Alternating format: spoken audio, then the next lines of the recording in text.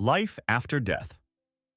According to Islam, the present world is not an eternal abode. The Quran tells us that man is placed here only temporarily, so that his moral fiber may be tested in terms of his obedience to God's will. He must always remember that there will be the life hereafter, or akhirat, as it is known in Islamic terminology. This is also referred to as ma'ad, which means a place to which one returns.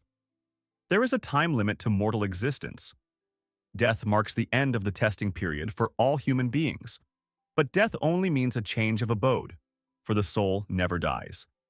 Man returns to the realm whence he came, so that he may wait for Judgment Day. That realm, the life hereafter, is the eternal world. Thus, man's life is divided into two parts, a brief stay in this world and an eternal life in the next world. To the ungodly, it is only then that it becomes obvious that a life, which is eternal, is far more important than this present existence. God created human beings and made them responsible for their actions by granting them freedom. If there were no afterlife in which the good were rewarded and the bad punished, there would be no justice. In which case, it would appear meaningless to create people with a conscience and a sense of responsibility. But God is just and always acts justly. Hence, it is the absolute demand of justice that there should be a day of judgment on which everyone is brought to book. After death, human beings will, therefore, leave this present, ephemeral abode, and, on the day of judgment, will enter another world, which will be eternal.